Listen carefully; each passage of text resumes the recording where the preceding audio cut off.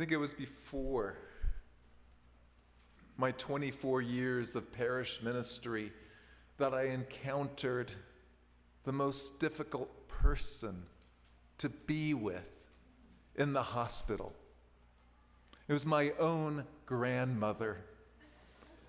She had suffered a stroke that had rendered her paralyzed on one side of her body. And I was returning home to Bakersfield each month as the student minister from Star King School for the Ministry there. I would go south to Bakersfield, California, and I would go in and visit my grandmother, and she wouldn't stop complaining about what was going on for her, or stop making comments about what isn't okay, what's hard. And this constant pecking just made it so difficult. And it was during the holiday season that I discovered that if I brought my hymnal, the Singing the Living Tradition hymnal, with me and sang to her, she would quiet down and simply listen. And there in that stillness, I found a communion with her. And I knew that she was listening, because she would say, after I had finished a number of these Christmas carols, she'd say, "That's nice, Alan, but you changed the words." Well, after she died, my grandfather, who didn't miss a single day of visiting her in the care center where she lived for 9 months, after this, he would tear up regularly. And he mentioned to me that he felt like my father, that is, his son-in-law, must think he's crazy. Because he said, I'd just tear up, and sometimes I'd, just be, close to sobbing. And Alan, your father would just turn away, not say anything.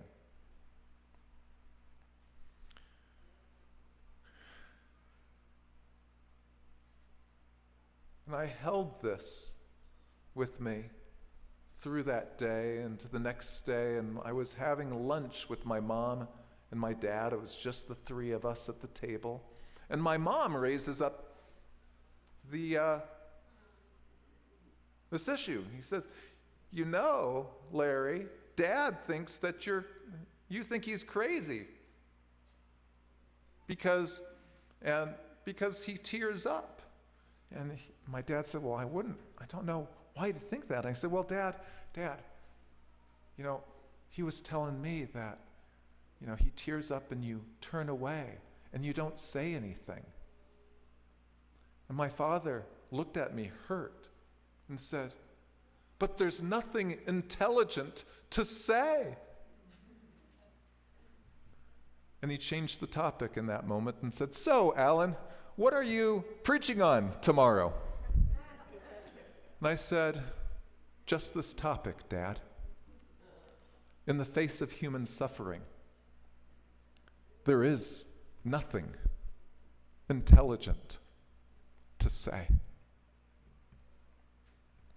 I was a little harsh, but my point is that even though we shall encounter repeatedly through our lives moments of real suffering,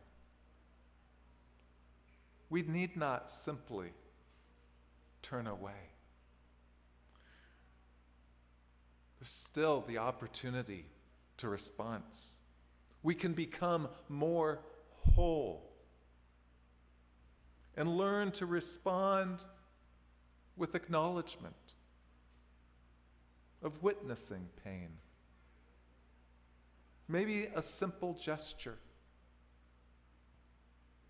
Maybe putting the hand on the arm. Or maybe simple words, looking into the eyes. I see you. You're not alone. We religious progressives often excel at critical inquiry, analysis, and discussing issues from all sorts of angles. That's actually what I got out of my upbringing at the Kern County Unitarian Universalist Fellowship in Bakersfield, California. I was steeped in critical inquiry. But that's the strength of our Unitarian tradition, and it's also the shadow. We typically value education and can be very well spoken, sometimes gregarious, and many of us love discussions. You may know that crazy joke about Unitarian Universalists about if at the pearly gates we're offered the opportunity of going to heaven or going to a discussion about heaven, where Unitarian Universalists will go. Well, we're relying so heavily on the intellect. Our Unitarian Universalist faith tradition naturally struggles with its shadow side. And at those times in our lives when words fail, how do we respond? And not only in times of loss and grief,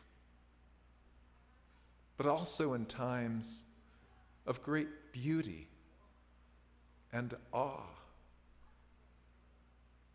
I have found in Unitarian Universalist congregations when there is an extraordinary musical moment and this sense and moment of transcendence comes, it's actually a little bit too much for people, and they have to start clapping rather than allowing, wow.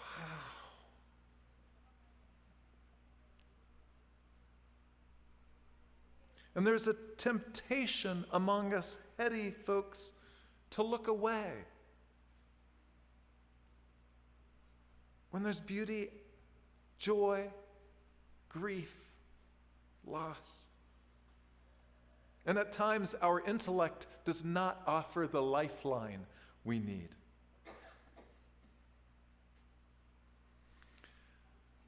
I'm curious, how many of you follow the New York Times?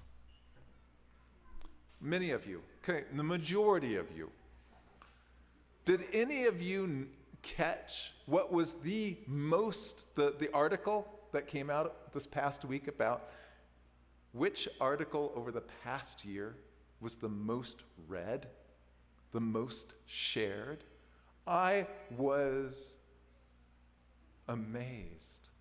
Because if I was asked, what was the article the most read and shared through the year? I would have imagined it would have been about what happened nearly a year ago on January 6th. The attack on our Capitol.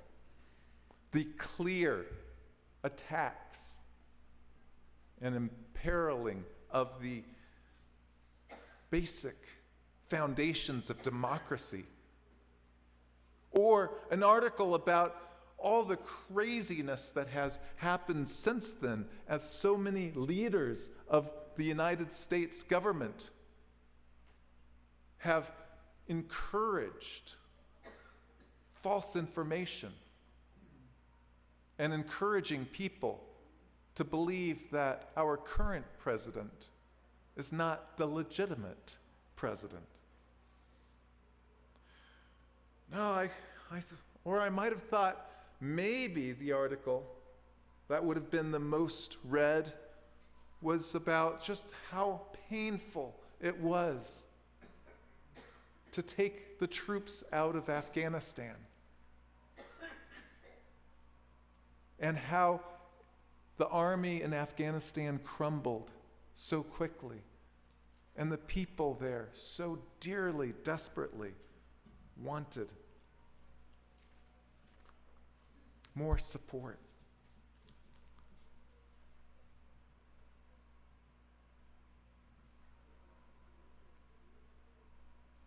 But I could have guessed that whatever article it would be an article for which there really isn't anything intelligent to say. So, what article was it? It has a very unique headline. There's a name for the blah you're feeling. It's called languishing. That's it. The most shared, the most read article of the New York Times in 2021 was entitled, "There's a name for that blah you're feeling. It's called languishing." The author Adam Grant says that languishing is not burnout or depression, but feeling aimless and joyless. He says languishing is a sense of stagnation and emptiness. It feels as if you're muddling through your days, looking at your life through a foggy windshield. In psychology, we think about mental health on a depression on a spectrum we think of mental health on a spectrum from depression to flourishing. Flourishing is the peak of well-being. You have a strong sense of meaning, mastery, and mattering to others, while depression is the valley of ill-being. You feel despondent, drained, worthless. Languishing is the neglected middle child of mental health. It's the void between depression and flourishing, the absence of well-being. You don't have symptoms of mental illness, but you're not the picture of mental health either. You're not functioning at full capacity. Languishing dulls your motivation, disrupts your ability to focus, and triples the odds that you'll cut back on work. It appears to be more common than major depression. And in some ways, it may be a bigger risk factor for mental illness. Part of the danger is that when you're languishing, you might not notice the dulling of delight or the dwindling of drive. You don't catch yourself slipping slowly into solitude. You're indifferent to your indifference. As Adam Grant says, when you can't see your own suffering, you don't seek help or even do much to help yourself.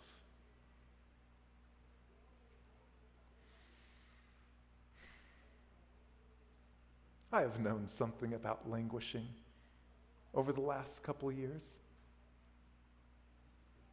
And I suspect many of you have too.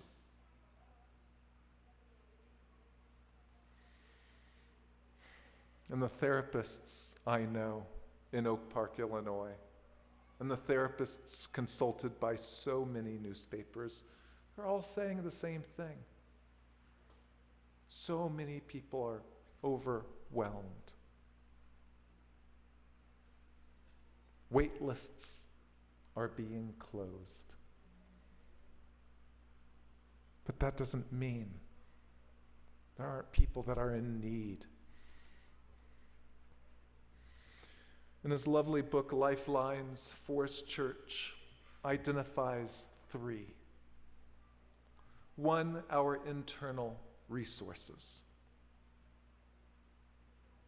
That each of us has internal resources latent within that we can cultivate and claim access to through spiritual practice, as we get clearer about the calling of our own heart, our own gut, getting clear about what's happening in our own bodies. Secondly, the second lifeline is our relationships, our personal relationships, those with family and close friends.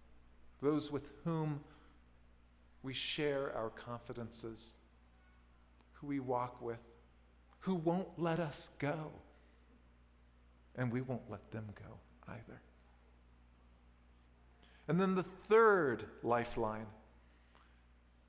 I like to articulate as participating in beloved community. Knowing that we are a part of a network that is connected to other networks. That we are people connected to our own humanity and connected to other people that are connected to their humanity, including the network that is the fellowship here in San Miguel. And the networks that you are a part of, that you know there are people who share your values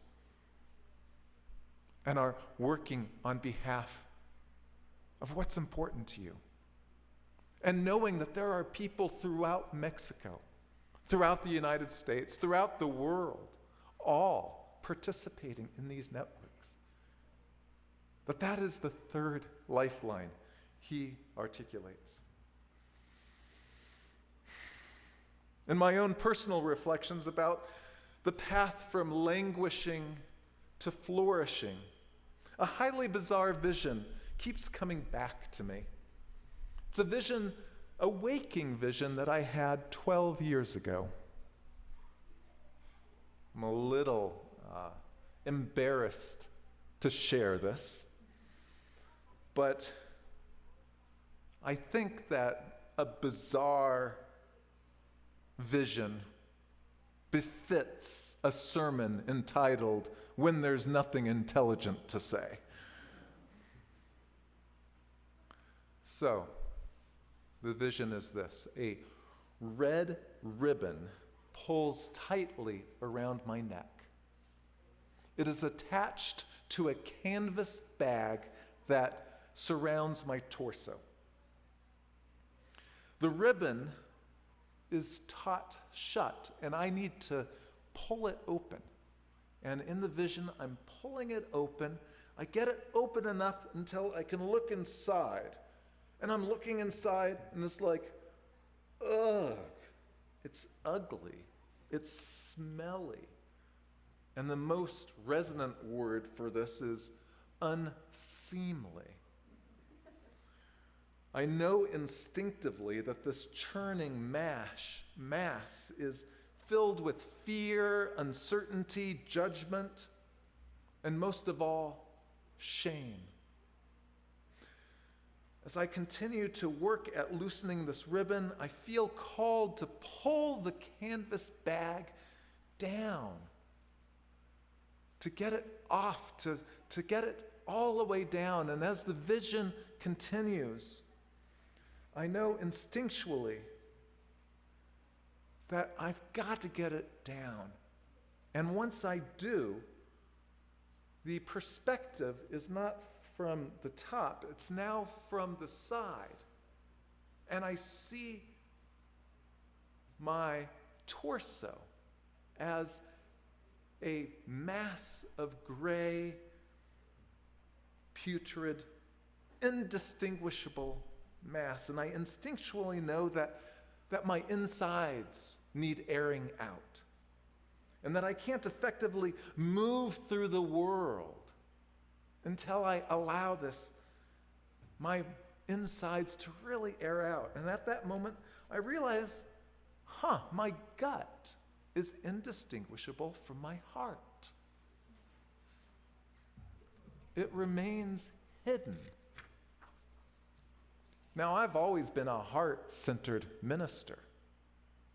Everyone has commented on how heart-focused, heart-leading I am. And for me, it was like, there's something more to me than just my heart. And that is my gut, that I have not been able to distinguish as clearly. And as I know my work is to distinguish the source of conviction, the source of courage, and wisdom within, that I will be able to move more effectively through the world with a greater fire of confidence, commitment, and passion. And at the time, I linked this vision 12 years ago to moving toward greater multicultural engagement and sensitivity. And I don't think it was a coincidence that this was a turning point for me in my ministry at Unity Temple, as I began fostering strong relationships with leaders of diverse theological perspectives and ethnic cultures. But today, and over the last 20 months, this vision has come back to me as something that I think a lot of people need to remember. There are parts of us that need to be seen, to lead us forward, that help us connect more deeply with those lifelines that Forest Church identifies. And what cultivates deeper connection? There's no question that Rumi is a poet of connection. Now, the guest house that Tom shared earlier in the service is so beautifully reminiscent of the wisdom of recognizing even the hard stuff that comes. We need to invite and recognize, befriend, and move forward with joy and love. In a century after Rumi taught people to run from what is comfortable and to be comfortable with all the hard things that do come in life, Hafiz, another great Sufi teacher and poet, shared this simple poem. Out of a great need, we are all holding hands and climbing. Not loving is a letting go. Listen, the terrain around here is far too dangerous for that. Let me repeat that poem. Out of a great need, we are all holding hands and climbing. Not loving is a letting go. Listen, the terrain around here is far too dangerous for that.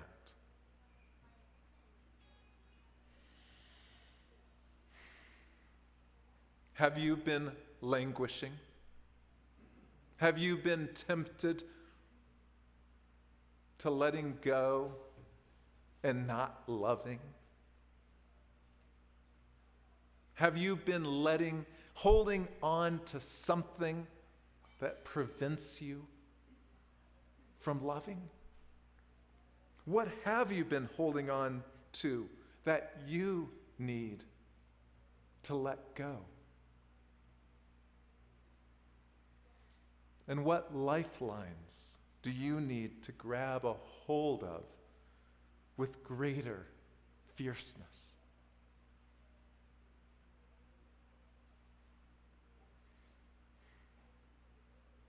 If you're like me, there's plenty to let go of, while loving is our greatest lifeline.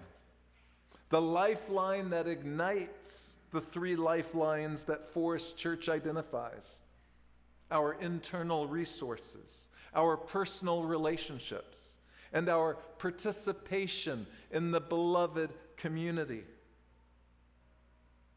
And this lifeline of loving that makes possible the other three, I call love with courage. Where is your great need? Reach out to others and climb through this perilous terrain.